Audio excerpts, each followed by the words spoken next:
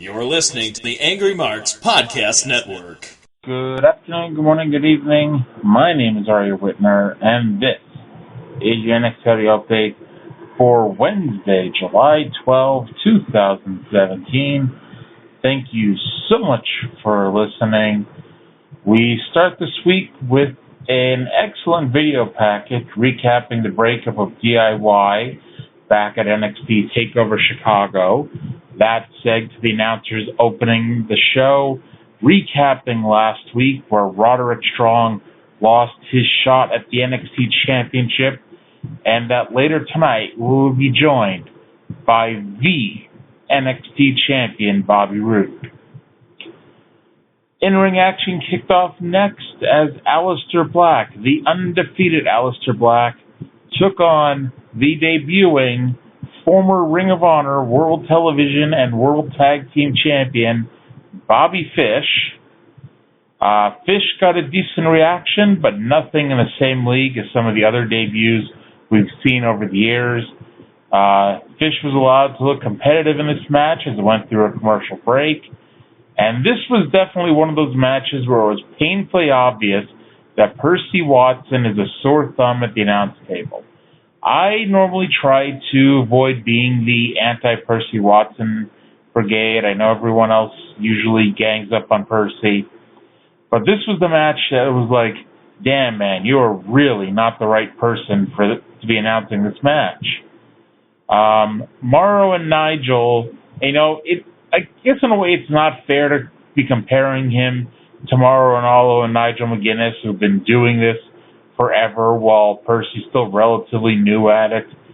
But Mauro and Nigel are sitting here reciting factoids about Fish at the top of their heads and talking in a natural flow while they're literally stopping so Percy Watson can read his notes about Fish off of a piece of paper and Watson was so nervous about reading it too. And for the most part, he shut up, but when Mauro and Nigel would go quiet for a minute to allow Percy to say something, it was sad. He was in over his head here, folks. Anyway, despite his big debut, no one believed that Fish was going to win this one, but they definitely tried hard enough to make you think otherwise. The fans who have been dead now for seemingly ever on this show, they woke up for Black's comeback, specifically the Osai moonsault and a jumping knee to Fish's face, and finally Black picked up yet another win with the Black Mass. After last week and their tag team match against Sanity, Hideo Itami and Cassius Ohno were arguing backstage. Itami was blaming Ohno and quote-unquote people like Ohno for their loss, and Ohno finally snapped, saying that he went out of his way to try to get Itami out of the funk he's been in since Chicago, but no more. We had a series of Snapchat videos to promote the newest NXT tag team, the Street Profits. They've been on NXT house shows in Florida now for quite some time, so they're getting their big shot on the main roster coming up. I guess we'll see how they do. 2 weeks ago, Kayla Braxton tried to interview Velveteen Dream while he was leaving the arena. Dream refused to be interviewed while he was walking outside and told Braxton to figure something else out. We had a Mae Young Classic qualifying match as Vanessa Bourne took on Jamie Hashi. Bourne previously competed under her real name of Danielle Camella, and Hashi is the former Jamie Jamison of Shimmer fame. These two had a mid-level NXT women's match.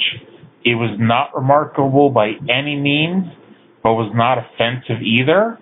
And Bourne won with a spinning suplex. That probably tipped you off when Bourne was given a new gimmick name and Hashi is using her real name, so who knows. After last week, Drew McIntyre was leaving the arena after that hard-fought promo that he cut, and he was attacked by Alexander Wolf and Killian Dane. Wolf yelled "tick-tock" and said that McIntyre's time of being undefeated is running out. We skip over to William Regal's office as he was having a meeting with the NXT champion Bobby Roode. Mr. Regal mentioned that both Killian Dane and Drew McIntyre were undefeated. Roode said he could beat either of them any day of the week, but recommended that McIntyre wrestle Dane and see what happens from there. He then acted offended when Mr. Regal implied that Roode just wanted to see the two of them take each other out. But eventually, Mr. Regal made the match for next week, and the winner of Killian Dane and Drew McIntyre next week will challenge Bobby Roode at NXT TakeOver Brooklyn for the NXT Championship. Finally, for the first time in 53 days, Johnny Gargano returned to NXT. The crowd, which was dead for the entire show, came alive for Gargano, came alive for DIY's music.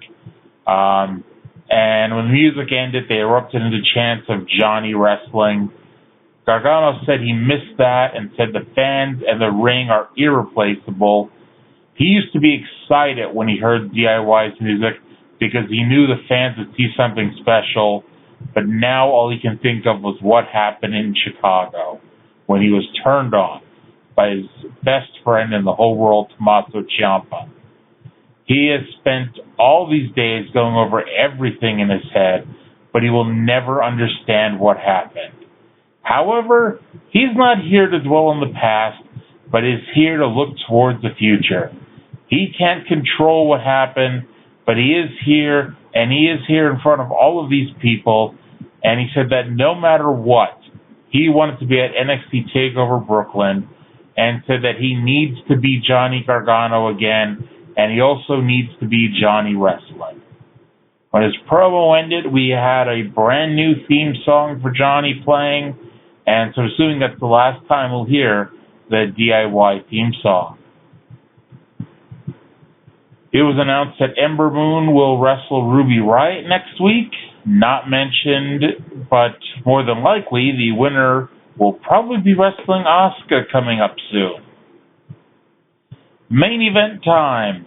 The reigning, defending, undefeated NXT Tag Team Champions of the world, the Authors of Pain, versus the undefeated in the last 4 months, Heavy Machinery.